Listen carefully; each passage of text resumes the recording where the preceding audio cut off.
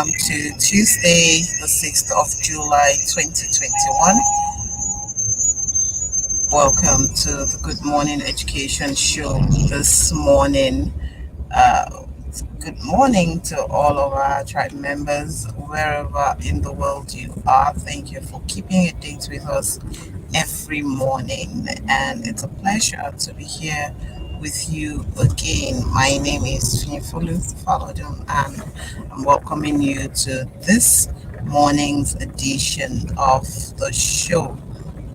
Thank you so much to all that sent us congratulatory messages yesterday. Thank you for receiving the messages and still receiving accepting gifts.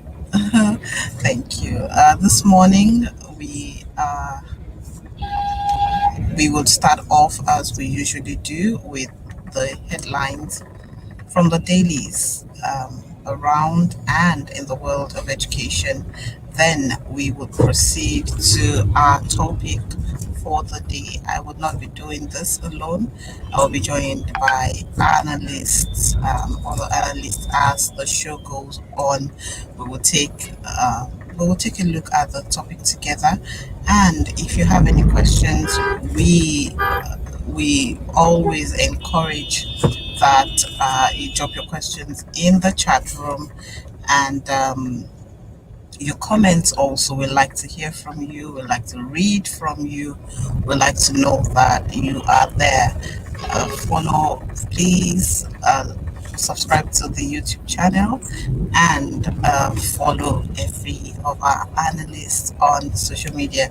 It will be a pleasure to connect with you. One of our analysts is here already, and I'm welcoming Dr. Omotola Akinshola to the show this morning. Good morning, Omotola. Good morning. How are you, Finn? Very well, thank you. How are you too? Doing good. Thank you. Great.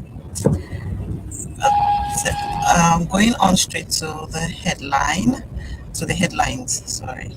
Our first headline: top UK university announces open days in Nigeria. The Coventry University is going to have its open day in Nigeria to give prospective students and their parents and guardians a look into life in Coventry. Any thoughts on this, Omotola? Yeah, I think this has always been something that happens usually every year, and it's a good trend because I know even here in the US, a lot of a lot of students in secondary school, they go to different schools to see what it is like. So I like that they're bringing the experience to Nigeria for potential students that might be interested in studying abroad. And my only other thing will be, I hope that universities and colleges inside of Nigeria learns from these and find ways to maybe like incorporate similar strategies or something in creating like open day opportunity for students to come and view what their campus is like before they enroll in it. Okay. It's interesting that we're talking about college education today also, and seeing this from one of the top universities in the UK. Anyway, let's not even go into the aspect of the education export, and what it's costing us as a nation. But let's just bring this to the notice of as many as would need this opportunity. The registrations for the open days are signifying of interest. It's open in 3 cities: Lagos, Abuja, and Port Harcourt. So if you are there or you're around there and would like to have a feel of what Coventry University is, then you want to check that out. The next headline: JAMB confirms UTME candidates' poor performance, blames coronavirus. Omotola, any thoughts? I just started laughing when you were reading it out, and I'm like, are you kidding me? So finally, after arguing, remember the past like headlines that we read and they were arguing and saying that they were not responsible and everything. So finally they are now blaming COVID-19.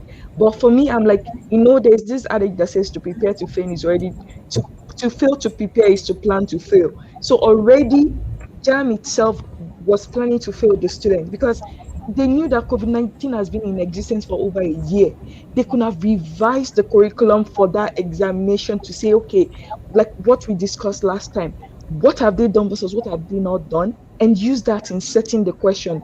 But they never did it. They just did as business as usual. And now they're saying that it's COVID-19 that.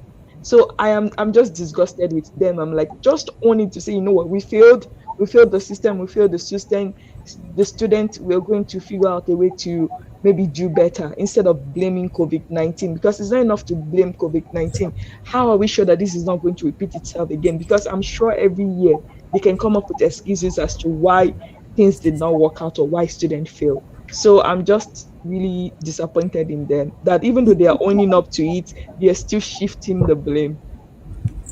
Yeah, the jam has been on this back and forth, like you said, and finally, I mean, one thing that I think of when I think of this jam issue particularly is, um, was there ever a stakeholders meeting of those in exam bodies in the education sector to say what has the impact of COVID-19 being on education? What can we do differently this year? What can we do different? Is there a way for us to revise the calendar? Does the exam have to hold at this time? Can we give more? All of those are options that could have been exploited, and a solution, a better working solution could have been come up with to say, look, if students without COVID-19 had been, their results have not been real top notch in the past number of years, what can we do differently this time, realizing that the situation is more dire and it's completely different this time around. But well, maybe one good thing is finally admitting that the results were not good, instead of burying their heads in the sand and saying, "Oh, it was good. It's because some people wanted to sabotage the exam or the body or whatever it is." But I really hope that next year we are not going to be talking about maybe power supply as the reason for bad results. Oh Seriously, my goodness. like, Yes, I hope so too. From your ear, from your mouth to God's ears. So let's hope so. from the mouth of the candidates. Okay, the next headline: student leaders meet ahead of 2023 elections. So the student leaders across tertiary institutions in Lagos State met on Saturday to discuss matters affecting Nigerians and the gap between the young and the older generations in the country. So, what the coordinator of the coalition said is the youth cannot leave political control to elders alone, and the youth alone cannot do it. So there needs to be that synergy, which is the name of their coalition. There needs to be that synergy, bringing the old and the young together, and blending the wisdom of age and the strength of youth, to ensure that we have better leaders. We're coming into the election year, and this coalition is coming up now to say, yes, let's see the leaders that we can join hands with. Let's see those we can come into some form of alliance with. What do you think, Omotola? It's interesting, like, but at the same time, my question is, it's not alone, it's not enough to just mobilize. But the thing is, like, who are they mobilizing behind? Do we even know potential candidates that are going to run in 2023? What is their agenda? What, like, so all of those things, like, it's good, but I'm still like, I'm like, this is for the sake of meeting. And then I read it further, and the person was saying that the president must come from Lagos. I don't care where they come from. The question is, what is their character? What are they bringing? What value are they going to add? How are they going to do things differently? And I agree with what you said, that yes, we need a combination of the good elders and the good youth to combine together and be the force for good. But the same thing applies. Without a plan, that election is still going to be like the past. That's the truth. Because right now, there's no strategic plan, there's no strategic mobilization. And so, and also now, this leader that is saying that, oh, youth should take power, youth should. If they you remember, like some weeks ago, we did an headline when they were saying that they are banning students that were speaking out and they were Yeah, going to expel the person. So expel. it's like, it's really, really like dicey. Like, to now, so you're telling them to take up leadership, but you frustrate their efforts and you pull them down as much as you can. And so I'm hopeful but a bit skeptical if anything will result out of this. But I'll go back to that same adage: to fail to plan is to prepare to fail. So it's not enough that they are meeting. Will it be regular? When next is the next meeting? Who are they backing? Do they have they vetted those people? Can they really keep their word? There's so many things, and I'm not seeing like that, like strategic thinking or plan in place. So I'm hoping that hopefully this is the start, and there'll be more discussion as things goes on and as the months and days come by as well. Yeah, and sometimes I think that meetings like this or collaborations like this are more out of passion, out of, oh, we really, really want to see, and there's no plan for after, because we need to realize that what we're seeing in leadership is not surface based. It's really deep rooted.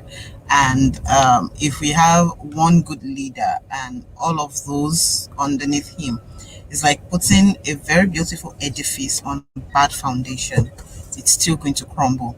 So instead of running right now saying, oh, the next president must come from this part of the country or from that part of the country or this age demographic, why don't we look at from bottom up and begin to encourage youth to imbibe the right values because these people are those who emerge as our leaders as time goes on. So the the emergency trying to trim the tree at the top and leaving its rotting roots, we're still going to land us in the same place.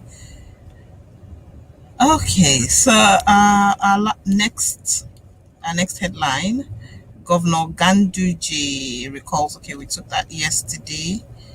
Um, School feeding.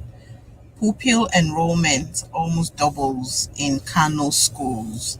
Yesterday, one of the headlines that we had was that the governor of Kano State was recalling 6,000 plus, almost 7,000 teachers to go into the schools, into the primary, secondary, and tertiary institutions of the state where they needed teachers. And now it's clearer now why they need that large number of workforce redirected to the schools where they really need them.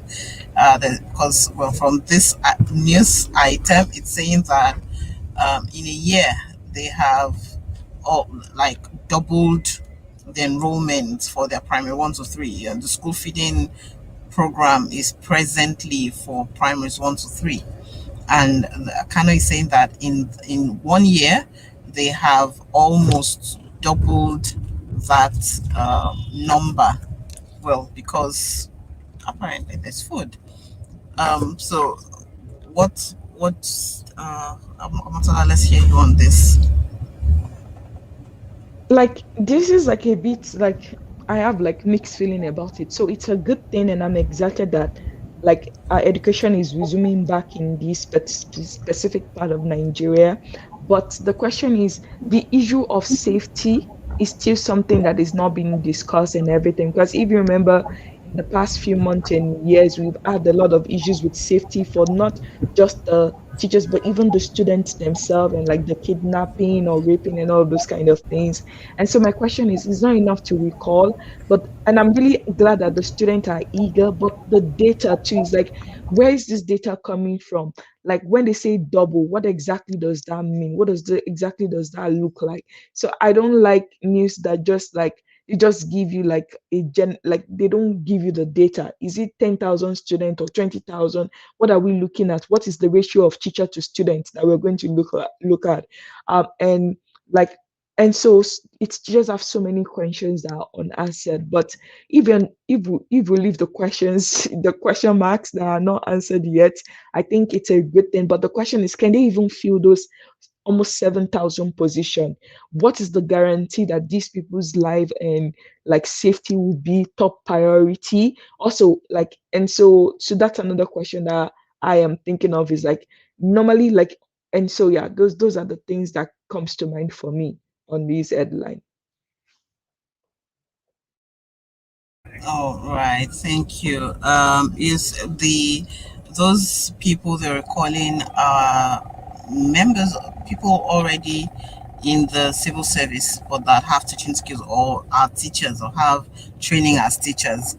So instead of keeping them in offices and all of that, they're redirecting them and routing them to the classrooms to take care of this number. The only concern I have about this, well, apparently, apart from the issue of security, which is very predominant in that area of the northern part of the country, particularly, but also all around the country. The other concern is if the school feeding program ends, are we going to now see this number that have enrolled? Will they be dropping out of school? Are they there Exactly. because of food? Mm-hmm. And even while they are there, are they really learning anything, or they're just there to fill their tummy Exactly. and go back home?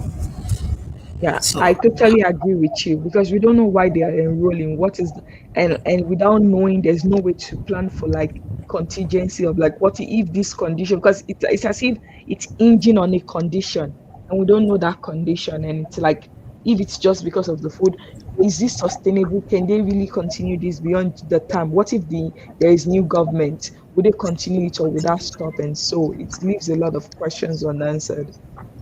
hmm, thank you. Welcome to the show this morning, Ugochi.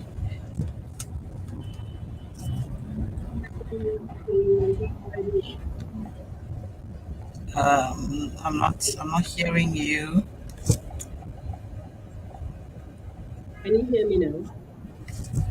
Yes, but quite faintly. It's not very loud. That's a bit strange. Can you hear me better now? Oh yes, it's much Yes, better. yes, much. Oh, okay. I just okay. I said good morning, everybody. Good morning, and Good thank you morning. for Welcome. joining us. Okay, before we go on to the topic for today, we will take the grant of the day. Over to you, Motola. Right.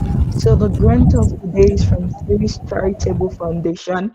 The deadline is rolling, and the grant money is up to $35,000. The field of work that this can be applied to will be academic success and enrichment education. And K-12 means basically from primary school to end of secondary school. And also you can use it for healthcare access and delivery. And the applicant type is nonprofit organizations, and you can use the funding for education, for outreach, for projects or programs. And the location include Cameroon, Ghana, Kenya, Liberia, Nigeria, South Africa, Tanzania, and apparently the United Republic of Uganda. I just used to call it Uganda, so that's interesting that they have United Republic too, and I didn't know that. And then you can go check out the website to definitely review it and look at the requirements. Thank you. All right, thank you. Thank you for that. While we also take this time to remind everyone of the grant development webinar coming up. So it's coming up on the 17th of July, and it's on Zoom, but you need to register. You need to register for the webinar. The link will always be in the comment section, and we encourage that you take advantage of that opportunity, so that as these grants come up, and you probably picked a number of them that apply to you, apply to your enterprise, apply to maybe even for education or for something else that applies to you. You are directed and able to put in the a winning application, at least stand a better chance of getting the grants that you apply for. So with that, uh, we will be going on to the topic of the day, which is financing college education. For I don't know of anywhere in the world where education is it's completely free at all levels. And even if it is free at the primary level, by the time you're getting to the tertiary um, level of education, it is clear that it cannot be free. And in different parts, we find that financing this, even if it's, in our climate in Nigeria, for federal universities, it's more affordable. State universities are more expensive. And then think about the private universities. Wow, you really have to have some good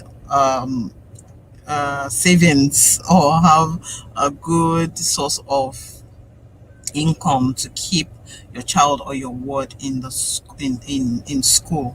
So this morning we'll be looking at the options available, options open to parents, to students for college education. And I would obviously, well, I would start with Ugochi this morning and say, what are the let's look first at our climb. What is particular to us, what is unique to us as Nigerians in Nigeria pursuing a college education? What are the possible financing options for Nigerian students who want to school in Nigeria? Want to school in Nigeria? Yes. So many times, college education is usually sponsored by parents because they are still under the care of their parents, right? And then for those who are not under the care of parents, or they have certain situations that they've had to grow up in.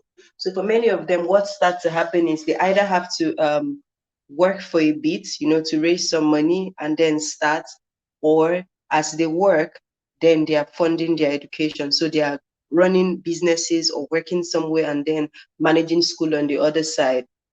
And then there are also scholarships that happen where, for example, say for example, you are from Niger Delta. There's like NDDC scholarship for indigent students from the Niger Delta to benefit, and so they can access college. Then I also know that, okay, we have some philanthropists and religious bodies that also add that to their budget to help indigent students.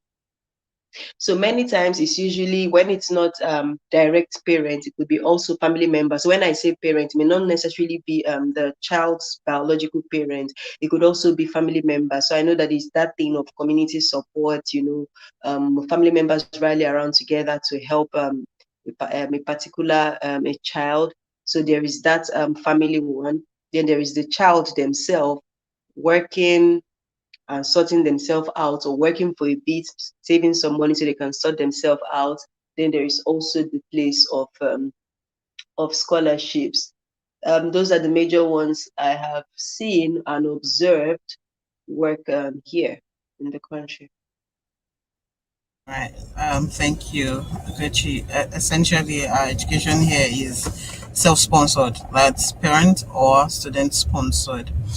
Okay. Omotola, what are the opportunities open to students outside of the country? Financing opportunities open to them outside of the country.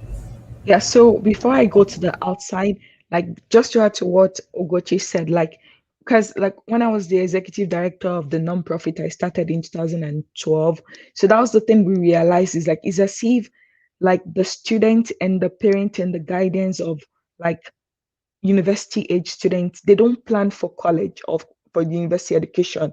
So it's always becoming an emergency. Like, oh my God, I got accepted. Now I need to pay. And it used to bother me a lot that why we were you planning, were you praying to fail? Like you knew that this was the next possible sensible thing to do.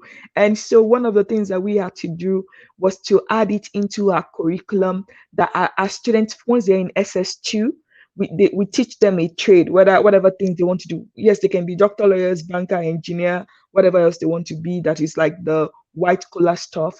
But we also teach them vocational and technical training. And the way that we do it is like after a semester of them learning, they can start earning from it, and then they save a percentage towards college.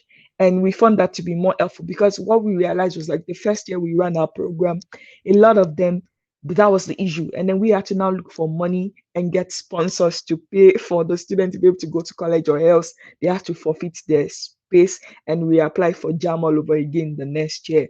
And so I hope that as like the world is getting more global and new knowledge is being passed across, that planning will go a long way, since we know that it has to be self-funded most of the time. But in terms of like the question that you asked about, okay, outside of the country, what are the possibilities? So for me, I've been very I'll say, I'll not call it luck, but blessed that because I had my bachelor's education here, I have two masters, I have a PhD, and everything were sort of fully funded, like all on scholarship. So one of the ways that they set it up here is that, like, depending on the school and the major you're in, some of the time they'll give you full admission, sometimes they'll give you not 50%, 75% depending. And so for me, for my undergraduate, it was not at first full, it was 50% scholarship. But the beauty was like they you can work up to 20 hours per week. So when you work up to 20 hours per week, then it was about $10 to $12 an hour that you're being paid.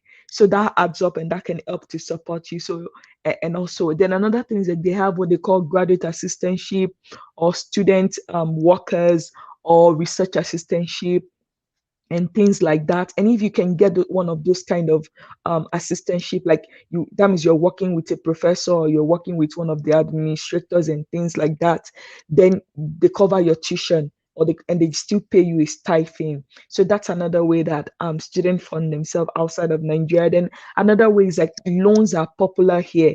That's one of the things, like a lot of citizens, especially in the US, I'm not sure of other countries, but I know a lot about the United States, is that a lot of those that are born in here, they rely on loan. The way they set it out is that the students, while they're in college, they don't have to pay it back.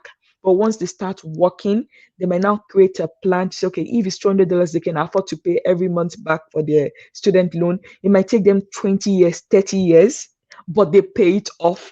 So they extend the life of it. So even though you finish college in 4 years, or you finish your master's in 1 year or 2 years, or your PhD in whatever years you finish, sometimes it might take them like 10 years, 15 years, 20 years. So it's easy for them to get loans, and then the interests are not that terrible, but it adds up over time, because until you finish paying it off, the interest will still be there. And then there are a lot of scholarship. That's another thing. There are thousands, like different kind of scholarship. Like even this is what happened. So for my undergrad, sorry, I'll keep quiet soon. Like I got like the 50% scholarship because of my leadership skills and ability. And then I was supposed to get another 50% scholarship for athletics because I used to play football then. I really love playing football. So they wanted me to play for the school team and they were willing to pay for it. But at the end of the day, I chickened out and said no, that I didn't want to do it again. So that's how I ended up with just 50% of the scholarship. And they took, because once I said I was not interested in playing for the school and being an athlete, they took that one away and gave it to somebody else that was interested. So even within the scholarship, it's not just about your like talent and academic performance. So let's say you're a student that you're thinking of studying abroad and you're not really strong academically, that it's not like you're just average. If you have other skill set, like maybe in sports, that can be an asset that you can use and can get scholarship for. Also, even music, like where you can sing well or play an instrument or drum or those kind of things as well. So that's also an asset. And then leadership things, community service. So the scholarship is not just focused on only academics alone. They have different segments and different sectors of like looking at abilities and skill sets, and you can find some scholarship within that range. So student loans, scholarship, fellowship, graduate assistantship, or student worker, those are some of the ways, and then that most people fund it on this side of the world. Okay, thank you. Those are quite a number of options. And, I'm asking myself, why don't we have those options readily available to us in the country? Is it a trust issue? Is it that we don't trust ourselves to repay loans, over time? Like you finish school and OAU expects you to Some continue people to here pay. actually want to take loans. And why I say that because when I started my crowdfunding, lots of people reached out to me to tell me that, oh wow, you're so courageous doing that, that they feel self-conscious about doing a crowdfunding, so they're going to take loans. And I'm like, are you sure you really want to take a loan to fund your higher education, considering that the school fees is in a foreign currency and we know what's going on here and the interest. So they said, well, that they don't really have much choice. So but I know that people don't do that for undergraduate. It's mostly when they want to do maybe like an MBA or any other postgraduate program that they are willing to take such a risk. But I know that there are people who want to take loans to actually go to school. No, the loans should not be bank loans like that. And there's bank loan they We want to have, collect. Oh. yeah, Like that's I what was I'm so saying. The worried. interest rate could kill. Or the interest rate on those Yes, loans could be exactly. killing. But what if Yes. schools? What if, for instance, UI has a system whereby students can come in, they're assessing loans from the school, they're paying back to the school, and because it is that institution giving them the loans, the interest rate is not through the roof. It's something that they can easily say, oh, okay, I'm paying back to the school. Or, like these other options that we have had. Your professor has something, has an opening that they need you to fill, and you're working with them. At the same time, your tuition is covered. What exactly is stopping us from having systems like this within the country? And then, yeah, can I add something too? Because I think, Yes. like I said, I think the problem is like we don't think, and I'm not saying that in a way that is like abusive or like insulting. It's just the truth. A lot of people think they think, but at the end of the day, less than 10% of people or 3% of people actually think. So because think about it, like that's even the thing. Like there are so many opportunities for research grant funding where universities across the world, not just in this like what we call the developed world, can access funding. And based on the funding, there has to be a level of it that must go to students, where the student will work with you and assist you with your work, and then they're paid a stipend for that period. That's basically what PhD is all about. Like so, for everybody doing PhD, like when I did my PhD program, we were fully funded for like our PhD, and we're assigned to a professors that we like they match us up, that there are areas of interest matches. And then like, so at my first year, I was a research assistant. So and all I do is like, and I was learning the skill of research. At the end of the day, my name appears in the publication that we submit for conferences, that we submit to like to publish for articles that we submit as well. So even though they were paying for my school fees, they were paying me a living wage, I still was getting like academic feedback. And then the other thing I was going to say was that this idea of like beyond just even the loans, yes, that's a great idea. And if they can create like a cooperative or something like that, that would be so helpful. But even beyond that is like also this idea of like universities, and I noticed this, it's not just the tertiary institution, even from primary to secondary school, they've not leveraged this asset of like alums. Imagine UI, I'm sure they've Yes. graduated over Yes. 20,000 students, because in the United States, I've worked for development officers like during like the summer as my part-time job. Like they will hire students to call their alums. Like let's say I'm a first year student and I get a job and they pay me $10 an hour, and you can work any time of the day. You can speak your own hour, 5 hours a day, 20, whatever, 20 hours a week. And then they'll give us a script. And what we do is like they have the phone number. Sometimes it's email, and they will call them and say, "Good afternoon, my name is Tola from your alma mater. Just is this Finn that I'm speaking to?" And then they will just check in on them and do like chit chat and say, "Oh, the reason we're calling is like we're wondering, will you be willing to support our scholarship fund to help students who are talented, who are gifted, but don't may not have the funding to be able to pursue their college education? The goal is to raise $1 million for this fund and help about 20,000 students." I don't know, like I'm just giving random numbers to do that. Guess what? That is still the biggest way that universities raise money.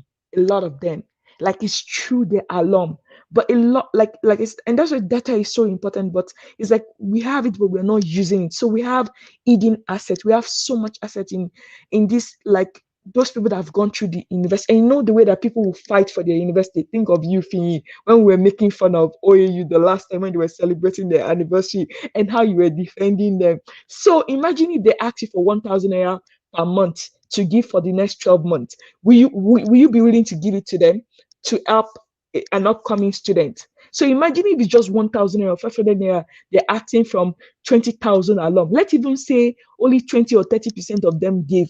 That's still millions and millions that can be earmarked into a scholarship fund, and people can apply and they can get those funding. So even before we even think of loans, there are so many things, little things that they can do and tweak. And I'm hoping that someone in the administrative is listening and they can hire us to come and help them think strategically and create the plan. But on a more serious note, there are so much assets, like there's so much things that can be done, but we just don't do it. And then we keep saying that, well, there's no money, we're waiting for like money from like other places or from the government. But it's like a lot of these universities, they can self-fund themselves if they will only think and create those income generating activities or services or products. Or even think about it, imagine, and I'm so sorry I'm taking the time. I know that when I was still living in Ibadan, my dad works in UI, he's a professor there.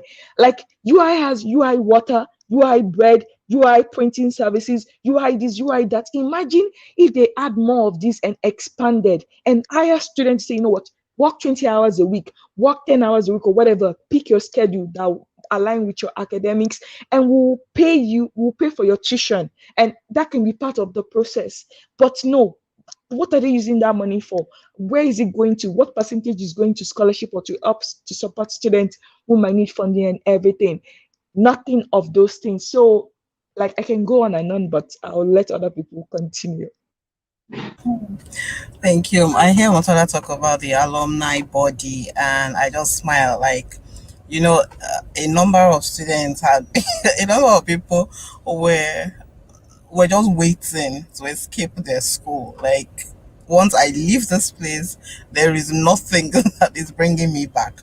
And the culture of education, especially in our tertiary institutions, is it one that is encouraging to for people to give back? You realize that people that really give back to their institutions are not usually, they're not recent graduates. They're people that enjoyed a certain level of normalcy, a certain level of comfort when they were in the school. So really, it feels like, oh yeah, the school was really good to me. I can give back to. But for people who were casualties of the system, I'm not really. Let me hear Ugochi's thoughts on this. On what On exactly, Queen? people that were casualties of the system in the Casualties. school, What a that you had to go through a lot to graduate, or that lecturers just kept frustrating you, the school system wasn't helping, or kept having carryovers and nobody was willing to help, and it was just like, look, let me get out of this place. Once I'm out of this place, that's the end of it. Is it Okay. easy to go back to these people, or how feasible is it to I would expect say go them somewhere else. to contribute? I'll say go somewhere else, because when someone is already traumatized by something, they don't even want to go back there. I remember I still saw someone yesterday when I was at last suit, and they said, you have not finished reading, you are still going to read again. I said, yes, I'll still go. But for him to say that, it's almost like he had cancelled going back to school ever, ever, ever. So I think that when people are traumatized, it makes it hard for them to go. But I would say look for appealing options and go there instead. So I'm going to give examples. I know sometimes we don't really mention, I don't know, Sha, but I'll mention names so that people can make a decision. So when people go to LBS, they feel like they went to a school outside the country. When people go to Covenant University, they feel like they went to a school outside the country. So if the school you went to traumatized you, but you have heard of good examples where things work and you want to go to school, then I would say go for options that have gotten great feedback. So it's either you decide to go outside the country, because they keep saying that, oh, when you study outside the country, the way lecturers teach is totally different and blah blah blah. Or if the money to go outside the country is not there, then go for local options. I remember that in 2013, I needed to start doing professional development for myself after a year at work. And I was like, okay, I finished with a degree in UI, but I wasn't ready to. I couldn't afford to do a full degree. So I said, okay, what's the next option? The next option is to do certifications. And I looked around, where can I do certification? I went to Pan Atlantic University, the School of Media and Communication, and I chose one of their courses, and I was there for 1 week, and I was the youngest person in that class. All my classmates were working in LNG, CBN, they were all boss. They even wondered what I was doing there. They even wondered what I was doing there. But my background was communication. I needed something extra in my communication, right? And I was looking for a place that I could go that could give me the kind of quality that I would get outside the country. And since I wasn't ready to do a full degree program, in fact, I had now, after that experience for that 1 week course, I knew that if I cannot go outside the country to do a master's degree, I have to go to LBS. Why? Just by being there for 1 week and seeing how the whole thing was structured, I could see that, okay, if, for example, I'm able to go outside the country, I'm able to shuttle Lagos to Ibadan, there is an option here in Lagos. So I think people should, if you have been traumatized, I understand how you feel. I'll just say that don't totally give up on the entire system. Look for institutions that work and go there instead. Yeah, and then just to had to Ogechi, like just to answer the full question that Fini was asking, because I think what part of the question she was also asking was in terms of like those that were traumatized while they were in their university, and now the university is coming back to ask them to give money to the Or to university. ask them to give Yeah, money. would they give? They So will that's forgive. Oh. I know it might seem hard to give your hard-earned money to a place that traumatized you, but you should understand that it is because they don't even have enough resources. That's why they traumatized you in the first place. But maybe if funding was better, some things can be restructured. So I think they should just try to think, should I say, full picture. That's the only way. think full picture. Think of the other people you don't want to be traumatized when you were traumatized. When you look at Exactly. it that way, you're not going to look at the faces of the lecturers and what they did to you. You're looking at the future. So And it's it'll be also easy to give your hard-earned money. mhm. Sorry, I'm No, you're fine. Sorry. And it's also about the appeal. Honestly, even a stone art can be turned around. Think of and this is just using a biblical example. Think of Pharaoh in the Bible. How he said he was not going to let the people go, but eventually, what did he do? It was so in spite of what, and I think sometimes that can even be the reason why some students will have the passion that, you know what, I don't want any other student to ever have to go through what I go through. So if my 1,000 naira, my 500 naira every month can make a difference in changing things and making things better for these students that are coming behind me, that might be the motivation for them to want to give. But not everybody. Some people will say lie, my money will never go there. But yes, there is still hope.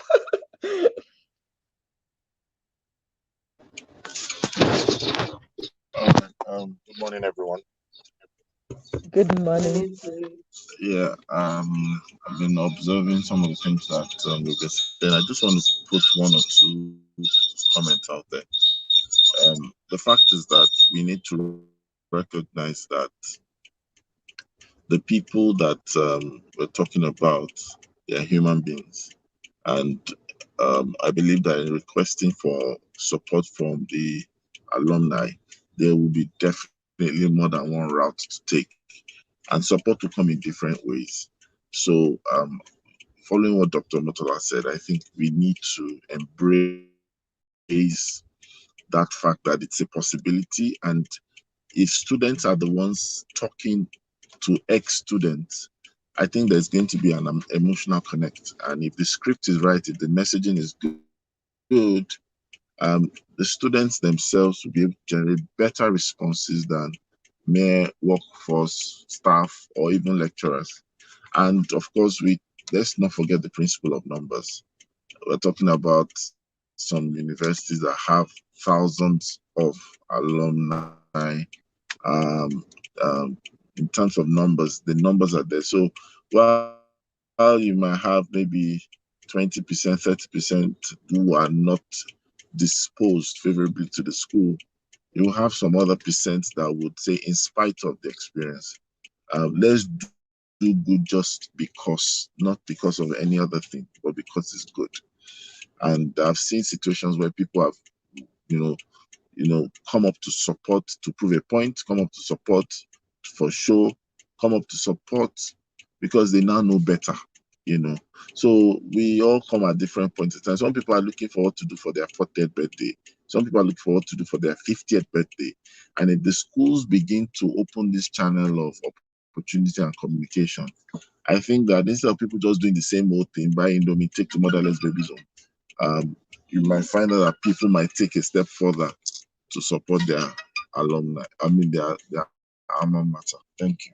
And then, sorry, can I just add to what Mr. Rotimi just said, or President Rotimi just said? Like another strategy that they use here, like is that they will name the building after you. So they name so many things. They will name a brick after you. They will name a exactly. science department, a science lab, a class, and that give significance to people because like the thing about exchange of money or whatever is like it's not about getting the money back, it's about what does it mean to the giver. So is it about significance? Is it about the sense of like, oh, boasting to tell their friend that, oh, my name is whatever? It's now the, like, imagine that one of the schools I went to, it's called the Brown School of Social Work, but it's Robert Brown School of Social Work because the person was one that gave the most money in building that building for the department. And so there are so many ways that, like honestly, it is so possible. I wish like the administrative, and I hope they're listening, and I hope they will like please send the replay to them if you're watching this, like, and you think it is important. Like, just say, oh, by the way, I'm going to do something for you, my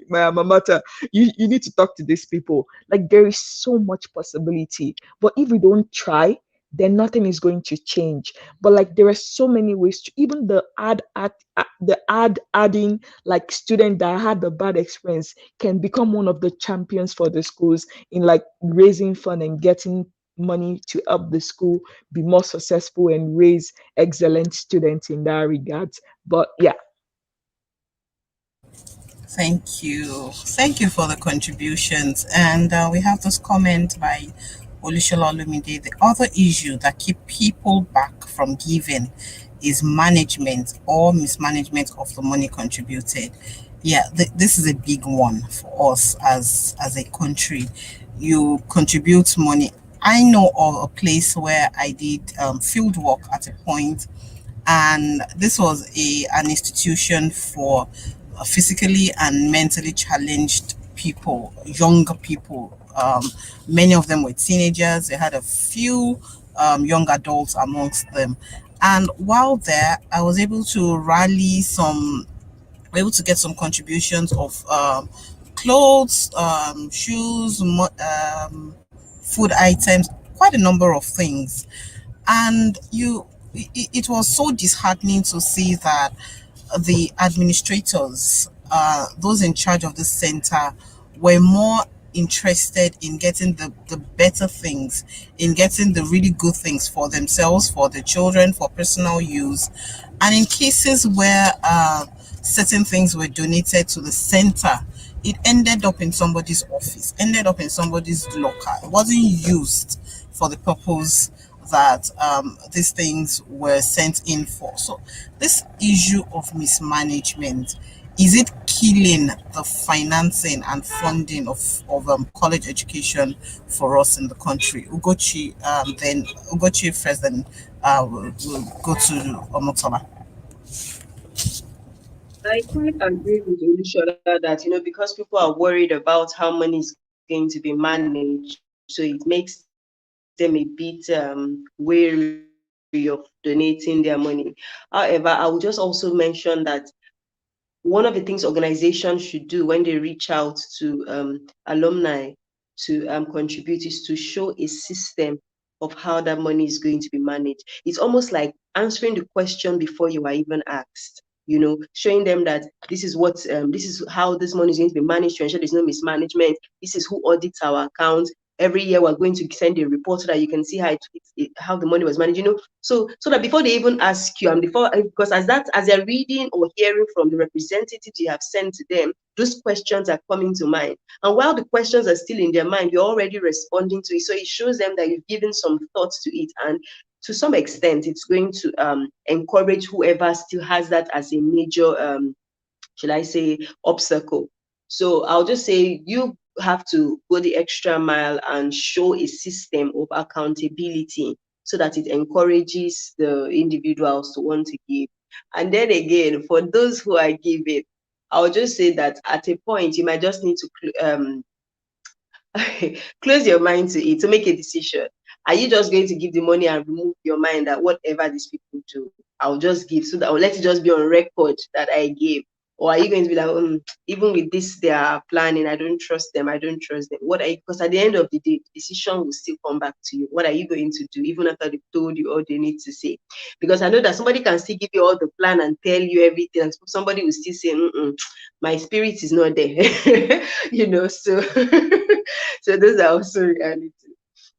And just to add to what Ogechi said, like I agree with all of these things. And also another, and this is the quote I've been using, and it's so applicable to this: is to fail to plan is to prepare to fail. So like Ogechi laid out, it already have those questions answered, have those strategies in place, that will be good. And that thing that I think will even be even great is like, think about it, like, and because based on my experience here, both as a recipient of like the scholarship money and all of it from like alums, and even working with the development officers like in various capacity. So one idea will be like even telling them how they will multiply the money. So it's not just enough to get the money. One of the things that they do here is that a percentage of that money, so let's say somebody give 1,000 naira, for everybody but give 1,000 naira, 100 naira goes towards investing that in a way that will multiply. So they have like management, like financial management people. It's not the school that manages the money. So they know that, okay, yes, 90% will go to scholarship, and they will break everything down. Like, so they'll get like a letter or a package after they give to say, this is where your money is going to.